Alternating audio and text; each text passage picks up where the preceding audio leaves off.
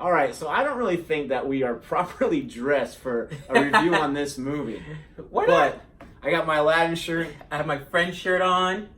Nick. Gabe.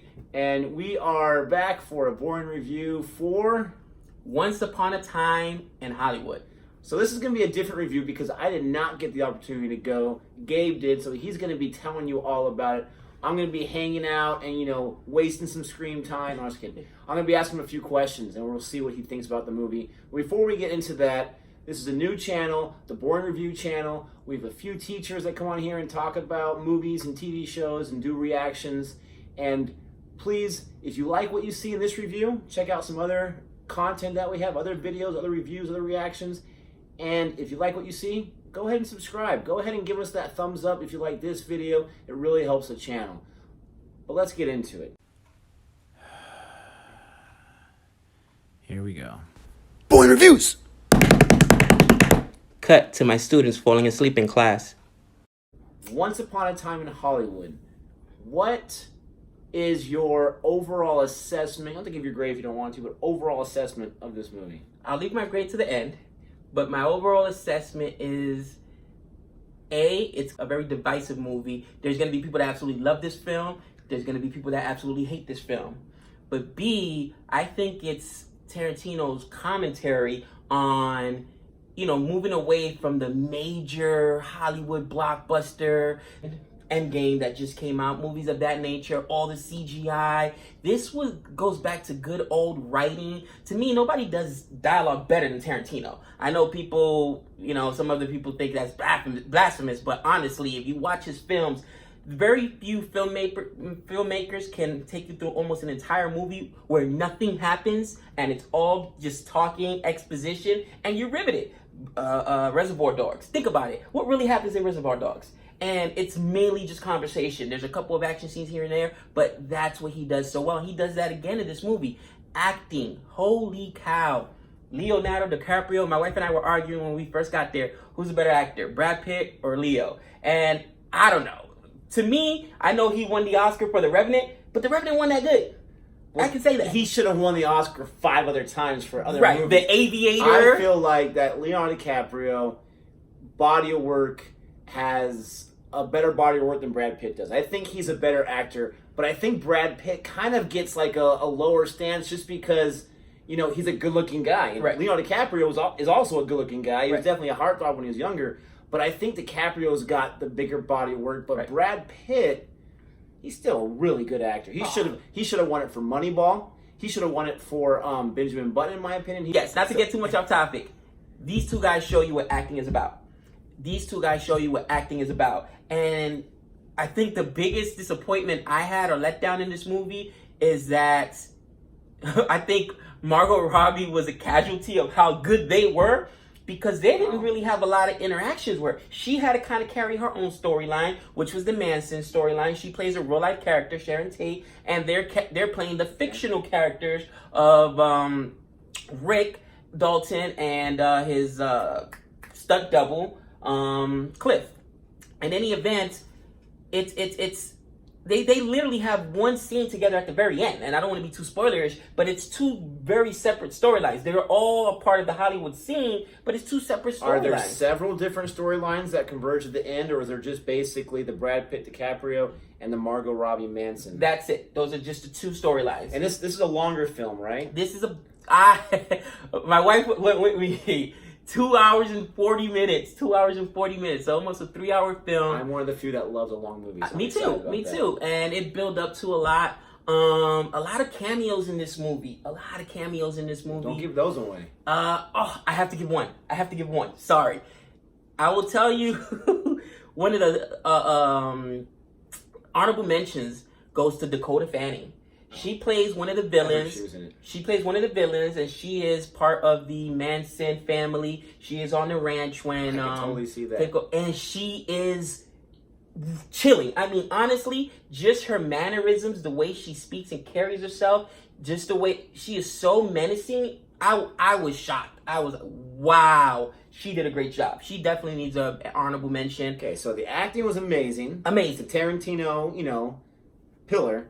The writing was amazing. Dialogue, And I haven't seen this movie, obviously, like I said, but he does a really good job of, in his writing, building swag for those characters. Yeah. You already said it has that kind of stuff. It has that kind of There's stuff. There's a lot of people out there in the world on YouTube that are complaining there's no plot for this movie. How do you feel about that?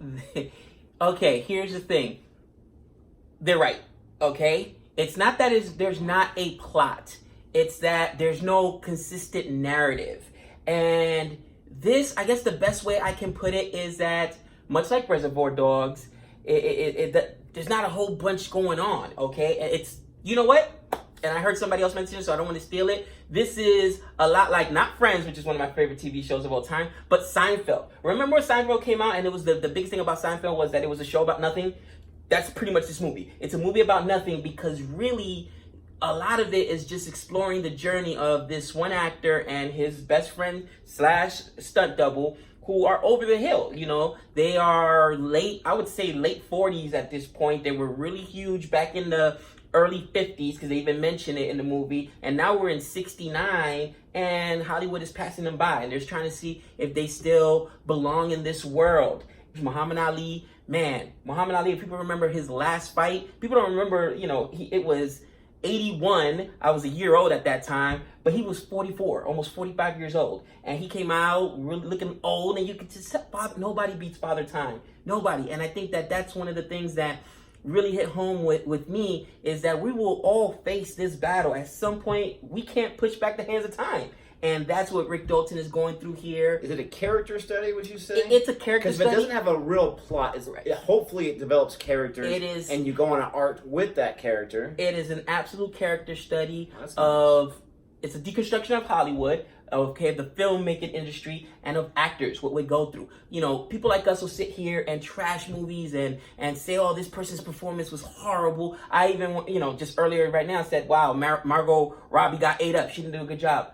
But you got to think about what these people put into these films. Right. They put themselves out there. They're vulnerable. And one of the good scenes Margot Robbie did have was her sneaking into a movie theater as Sharon Tate to see what other film goers' reactions were to her scenes. Because it's important to these people. This is their art. This is their craft. And when it doesn't go well or when it's ending, think about that. Something you put your entire life into, when it starts ending, how would you react? Riding that ride, that roller coaster, and I can't imagine once the roller coaster is over and people are stopped asking for the autographs, that'd be tough. So Tarantino's also very, very famous for his kind of over-the-top violence, his gore and whatnot. I'm thinking of Inglourious Basterds right. and Django Unchained. Right. How does this par on those movies and others where he just kind of went for it? The majority of the violence in the movie which was cool because it was part of other movies that were being filmed or had been filmed in the past.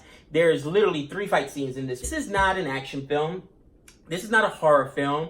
This is a comedy / drama. And none of the fight scenes were long and drawn out. They were at best maybe 5 minutes. The last 10 minutes, that was classic Tarantino. That was classic. So is that that is the wow, this scene is better than the Django Unchained. Is there a lot of that throughout the movie earlier? Nope.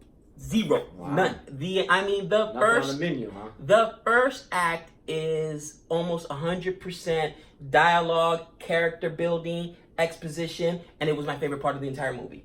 Margot Robbie's the one that has the least amount of screen time, and her story, which was what most people I think expected when this movie came out. Oh, this has to do with the Manson situation. It's actually a side story. It's like a B story, and at the end it all comes together. But it's not really about the Mansons. It's more about following Rick Dalton, this aging actor who was super popular at one point, and now, you know, he's coming to the end. And how's he gonna deal with that? How's he gonna cope with that? So, like you said, this movie is dividing audiences. Right. It sounds like overall you liked it. Love it. Acting was good. Writing was good. The violence was, good enough, but it wasn't over the top. What's the end result here? What's the grade? You know what? I love this movie. I'm gonna give it a solid A. And I know some people are gonna, but it deserves a rewatch. And I will tell you right now, This will be the kind of movie, much like Pulp Fiction, which initially didn't, shatter any records and became a cult classic. Okay, that's going to be this kind of movie that after people watch it again are like, wow, Tarantino did an amazing job. Of course, he had his Tarantino moments. Apple cigarettes were in there. You know what this movie was missing, by the way? Samuel L. Jackson. Where was Samuel L. Jackson? I mean, come on. I hope he didn't try to... He's too busy in space, I was going to say, I hope he didn't try to get too highbrow and say, okay, I'm with Marvel now. I hope it was just a... I can imagine Samuel L. Jackson is down for anything. Right. He's a busy guy. Maybe his schedule, right? He's been really, really busy. But, yeah, I mean, it's a great movie. There you have it. He's given it an A. It Solid A. sounds like a lot of people that I've seen on YouTube, at least, they feel that same way. Now, if you feel opposite, that's totally fine.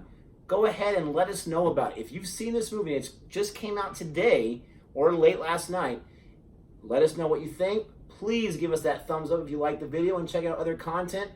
And until next time, Later. Boy Reviews.